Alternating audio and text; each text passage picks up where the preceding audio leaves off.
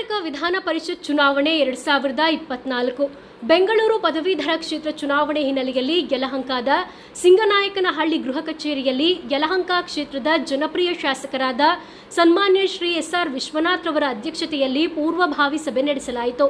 ಸಭೆಯಲ್ಲಿ ಎನ್ಡಿಎ ಪಕ್ಷದ ಬಿಜೆಪಿ ಮತ್ತು ಜೆಡಿಎಸ್ ಅಭ್ಯರ್ಥಿಯಾದ ಸನ್ಮಾನ್ಯ ಶ್ರೀ ಆರ್. ದೇವೇಗೌಡ ರವರು ಭಾಗವಹಿಸಿದ್ದರು.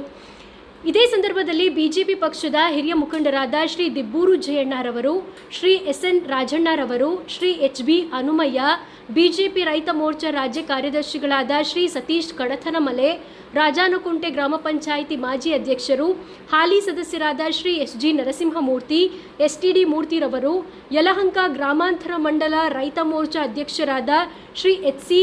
ರಾಜೇಶ್ ರವರು, ಯಲಹಂಕ ಒಬಿಸಿ ಅಧ್ಯಕ್ಷರು, ಮಾಜಿ ಬಿಬಿಎಂಪಿ ಸದಸ್ಯರಾದ ಶ್ರೀ ಮುನಿರಾಜು ರವರು, ಜಿಲ್ಲಾ ರೈತ ಮೋರ್ಚಾ ಅಧ್ಯಕ್ಷರಾದ ಶ್ರೀ ಜೆ.ಜೆ.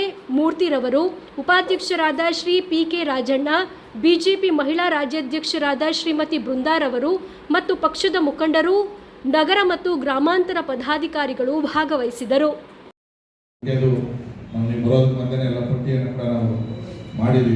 ಈಗಾಗಲೇ 4 ವಾರ್ಡ್ ಮಾಡಿ ಅದನ್ನು ಯಾವ್ಯಾವ ವಾರ್ಡ್ ಮಿಕ್ಸ್ ಆಗಿದೆ ಅದು ವಾರ್ಡ್ ವೈಸ್ ಸಪ್ರೇಟ್ ಮಾಡೋಕೆ ಹೇಳಿದ್ವಿ. ಅದು ಮಾಡ್ತಾರೆ, 2 ದಿನದಲ್ಲಿ ಮಾಡಿ ವೋಟರ್ ಲಿಸ್ಟ್ ಮಾಡ್ತಾರೆ. ನಮ್ಮ ದಾಸಪುರ ಹೋಗ್ಬಿದ್ದು ಅಷ್ಟೇ, ನಾವು ಏನೀಗ ಪ್ರಮುಖ ಮಾಡಿದ್ದೀವಿ ಅದನ್ನು ವೋಟರ್ ಲಿಸ್ಟ್ ಇಟ್ಕೊಂಡು ಯಾವ್ಯಾವ ಪಂಚಾಯತಿ ಬರ್ತದೆ ಡಿವೈಡ್ ಮಾಡೋದು.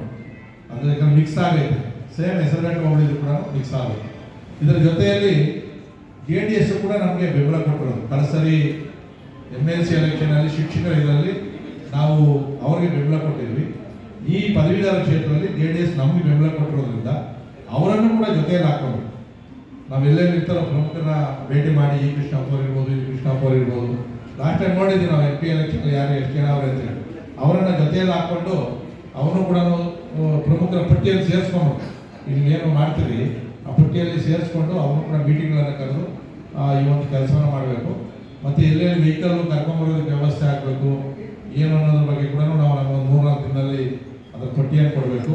3 ಸೆಂಟ್ರಲ್ಲಿ ಕೂಡ ಶಾಮಿಯಾನ, ಬೆಳಗ್ಗೆ ತಿಂಡಿ, ಮಧ್ಯಾಹ್ನ ಊಟದ ವ್ಯವಸ್ಥೆ ಎಲ್ಲವನ್ನು ಕೂಡ ನಾವು ವ್ಯವಸ್ಥಿತವಾಗಿ ಮಾಡಬೇಕಾಗ್ತದೆ. ಅದೇನು ಮಾಡಬೇಕು ನೀವೆಲ್ಲರೂ ಹೇಳ್ಕೊಡ್ರಿ, ಅದು ಖರ್ಚು ವೆಚ್ಚ ಏನಾಗಿದೆ ಅದನ್ನು ಕೊಡುವಂಥ ವ್ಯವಸ್ಥೆನ ನಾವು ಮಾಡ್ತಿಲ್ಲ. ಸೊ ಇಷ್ಟು ಇನ್ನೇನಾದ್ರು ಕೇಳೋದಿದೆಯಾ, ಇದ್ರ ಬಗ್ಗೆ ಏನಾದ್ರು ಡೌಟ್ಸ್ ಇದ್ರೆ?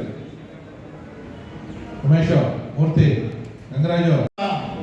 ಸನ್ಮಾನ್ಯ ವಿಶ್ವನಾಥ್ ಅವರು ನನಗೂ ಆಶೀರ್ವಾದ ಮಾಡಿ, ನಾನು ಮೊದಲೇ ಬಾರಿಗೆ ಕಳೆದ ಚುನಾವಣೆಯಲ್ಲಿ ನೀವೆಲ್ಲ ನಾನೇನು ಭೇಟಿ ಮಾಡಿಲ್ಲ, ಅವರೇ ಸಭೆ ಕರೆದ್ಬಿಟ್ಟು ನಾನೆಲ್ಲ ನೋಡ್ಕೊತೀನಪ್ಪ, ನೀನು ಒಂದು ಸಭೆ ಬಂದು ಅಟೆಂಡ್ ಮಾಡಿಬಿಟ್ಟು ಹೋಗ್ಬಿಡಪ್ಪ ಅಂದರು. ಬಂದು ಅಟೆಂಡ್ ಮಾಡಿ ನನ್ನ ಗೆಲುವಿಗೆ ಆಶೀರ್ವಾದ ಮಾಡಿದಂಥ ನನ್ನ ನಾಯಕರಾದಂಥ ಎಸ್.ಆರ್. ವಿಶ್ವನಾಥ್ ಸಾಹೇಬರಿಗೆ ತಮ್ಮೆಲ್ಲರೂ ನನ್ನ ಕೃತಜ್ಞತೆಯನ್ನು ಸಲ್ಲಿಸ್ತೇನೆ. ಬೆಂಗಳೂರು ಪದವೀಧರ ಕ್ಷೇತ್ರದ 3ನೇ ತಾರೀಕಿನ ಚುನಾವಣೆಯ ಪ್ರಚಾರ ಸಭೆಯ ಅಧ್ಯಕ್ಷತೆಯನ್ನು ವಹಿಸಿರುವ ಜನಪ್ರಿಯ ನಾಯಕರು, ಅಭಿವೃದ್ಧಿ ಅಧಿಕಾರಿಗಳು, ತಮಗೆ ಗೊತ್ತಿದೆ ಈಗ ಮಾಜಿ BDA ಅಧ್ಯಕ್ಷರಾಗಿದ್ದಂಥ ನಮ್ಮೆಲ್ಲರ ಮಾರ್ಗದರ್ಶಕರು ಆದಂಥ ಸನ್ಮಾನ್ಯ ಶ್ರೀ ವಿಶ್ವನಾಥ್ ಸಾಹೇಬ್ರೆ, ನಮ್ಮೆಲ್ಲರ ಆತ್ಮೀಯರು ಮತ್ತು ಬಂಧುಗಳಾದಂಥ ಎಸ್.ಎನ್. ರಾಜಣ್ಣ ಅವರೇ, ಪ್ರಧಾನ ಕಾರ್ಯದರ್ಶಿಗಳು, ಹಿರಿಯರಾದಂಥ ಹನುಮಂತಯ್ಯನವರೇ, ಹಿರಿಯರಾದ ಸತೀಶ್ ಅವರೇ, ಈಗ ಬಂಧುಗಳಾಗಿರುವಂಥ ಸನ್ಮಾನ್ಯ ಶ್ರೀ ಅಪ್ಪಯ್ಯಣ್ಣ ಅವರೇ, ಜಯಣ್ಣ ಅವರೇ,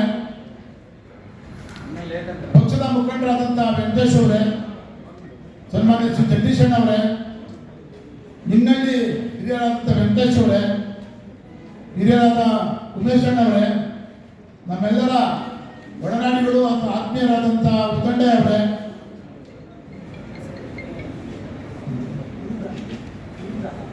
ಸೋದರಿ ಬೃಂದಾ ಅವರೇ, ಅಕ್ಕನವರ ಸಮರಾದಂಥ ಪದ್ಮಾವತಿ ಅವರೇ, ಎಲ್ಲ ಬಂಧುಗಳೇ, ನಾನು ಚಿಕ್ಕೂರಿನಿಂದ ಬೆಂಗಳೂರಿಗೆ ಈ ಕ್ಷೇತ್ರಕ್ಕೆ ಬರ್ತಿದ್ದೆ. ಮೊದಲು ಕಾಂಗ್ರೆಸ್ ಪಕ್ಷ ಗೆಲ್ತಿತ್ತು. ಇವರು ನಮ್ಮ ನಾಯಕರು ಬಂದ ಮೇಲೆ ಭದ್ರಕೋಟೆ BJP ಆಗ ಪರಿವರ್ತನೆ ಆಯಿತು.